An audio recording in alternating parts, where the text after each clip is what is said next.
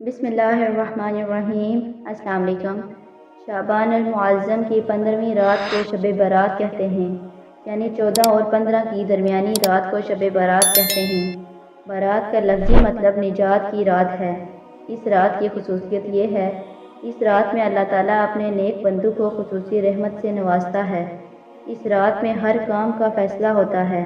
اللہ تعالیٰ مخلوق میں رزق تقسیم فرماتا ہے۔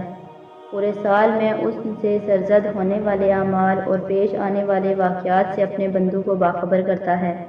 حضرت ابوبکر صدیق رضی اللہ سے روایت ہے، رسول اکرم صلی اللہ علیہ وآلہ وسلم نے فرمایا، اٹھو شعبان کی 15ویں رات کو، یقیناً یہ مبارک رات ہے۔ اس رات کو اللہ تعالیٰ فرماتا ہے، کوئی ہے ایسا جو اس رات مجھ سے بخشش چاہتا ہو تاکہ میں اسے بخش دوں؟ ہے کوئی ایسا جو تندرستی مانگتا ہو؟ ہے کوئی محتاج؟ میں اس کی محتاجی دور کر دوں۔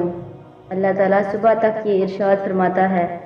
اللہ تعالیٰ اس رات میں خود 7ویں آسمان پر جلوہ افروز ہوتے ہیں تاکہ اپنے بندوں کی دعائیں سن سکیں۔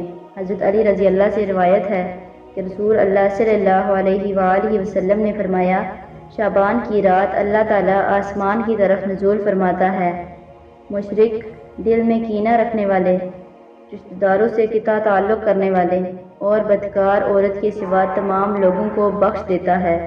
حضرت عائشہ رضی اللہ نے فرمایا، ایک رات میں نے حضور پاک صلی اللہ علیہ وآلہ وسلم کو بستر پر نہ پایا تو میں آپ صلی اللہ علیہ وآلہ وسلم کی تلاش میں گھر سے باہر نکلی۔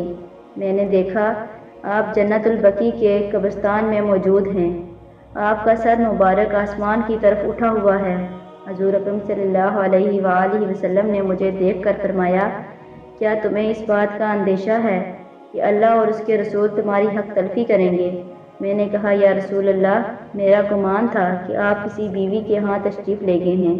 حضور پاک صلی اللہ علیہ وآلہ وسلم نے فرمایا، اللہ تعالیٰ شعبان کی رات میں آسمانی دنیا پر جلوہ افروز ہوتے ہیں اور بنی کلب کی بکریوں کے بالوں سے زیادہ لوگوں کی بخشش دیتے ہیں۔ اسی شمار سے لوگوں کو دوزخ سے آزاد کرتے ہیں۔ اس وقت اس قبیلے کے پاس بے حساب بکریاں تھیں۔ حضرت عائشہ رضی اللہ فرماتی ہیں، حضور پاک صلی اللہ علیہ وآلہ وسلم نے اس رات مجھے بھی عبادت کی ترغیب دی اور خود بھی عبادت کی۔ آپ نے نماز پڑھی اور سورۃ کوثر کی تلاوت فرمائی۔ آدھی رات تک آپ سجدے میں رہے، پھر کھڑے ہو کر دوسری رکعت پڑھی اور پہلی رکعت کی طرح اس میں بھی قرات فرمائی، پھر سجدے میں چلے گئے اور یہ سجدہ صبح فجر تک رہا۔ مجھے اندیشہ ہو گیا کہ اللہ تعالیٰ نے اپنے رسول صلی اللہ علیہ وآلہ وسلم کی روح مبارک قبض کر لی ہو۔ پھر جب میرا انتظار طویل ہوا اور بہت دیر ہو گئی، میں آپ کے قریب گئی۔ میں نے حضور پاک صلی اللہ علیہ وآلہ وسلم کے پاؤں کو چھوا تو حضور اکرم صلی اللہ علیہ وآلہ وسلم نے حرکت فرمائی۔ پھر میں نے حضور اکرم کو سجدے کی حالت میں یہ الفاظ ادا کرتے سنا، جن کا ترجمہ یہ ہے، الہی، میں تیرے عذاب سے، تیرے عفو اور بخشش کی پناہ میں آتا ہوں، تیرے قہر سے تیری پناہ میں آتا ہوں، تجھ سے پناہ چاہتا ہوں، تیری ذات بزرگ و برتر ہے، میں تیری شایان و شان، تیری ثنا بیان نہیں کر سکتا اور کوئی نہیں کر سکتا۔ حضرت عائشہ رضی اللہ فرماتی ہیں، صبح میں نے دریافت کیا کہ آپ صلی اللہ علیہ وآلہ وسلم کو ایسے کلمات پہلے کبھی ادا کرتے نہیں سنا۔ آپ نے فرمایا، کیا تم نے یاد کر لیے ہیں؟ میں نے عرض کی، جی حضور۔ آپ صلی اللہ علیہ وآلہ وسلم نے فرمایا، خود بھی ان کو یاد کر لو اور دوسروں کو بھی سکھا دو۔ غرض یہ کہ شب برات کی رات عبادت کی رات ہے، جس میں ہمیں اللہ تعالیٰ سے بخشش مانگنے کا حکم نبی کریم صلی اللہ علیہ وآلہ وسلم نے خود فرمایا ہے۔ جب وہ خود اس رات میں اللہ تعالیٰ کی بخشش مانگ رہے ہیں تو ہم لوگ کون ہیں جو بخشش طلب نہیں کرتے؟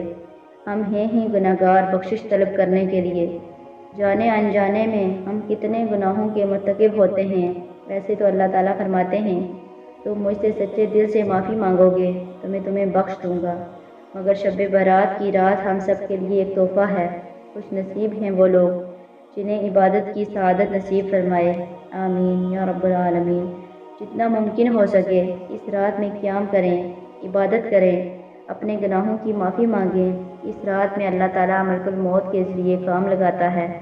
جن لوگوں کی روحیں اس سال قبض ہونی ہیں ان کے ناموں کی لسٹ تیار کی جاتی ہے۔ جس نے جو اعمال کیے ہیں ان کو لکھ دیا جاتا ہے اور ان کو آسمانوں پر اٹھا لیا جاتا ہے۔ اور جن لوگوں نے وفات پانی ہے، جب لوگوں کے ساتھ جو بھی معاملات پیش آنے ہیں وہ سب کے سب لکھ دیے جاتے ہیں۔ ہم دنیا کی رنگینیوں میں مست ہیں، ہم ان رنگینیوں میں کھو چکے ہیں، ہمیں معلوم ہی نہیں، کیا پتہ اس سال ہمارا نام ان لوگوں میں لکھ دیا گیا ہو جن کی موت اس سال واقع ہونی ہے، کیونکہ زندگی اور موت کا کوئی وقت مقرر نہیں۔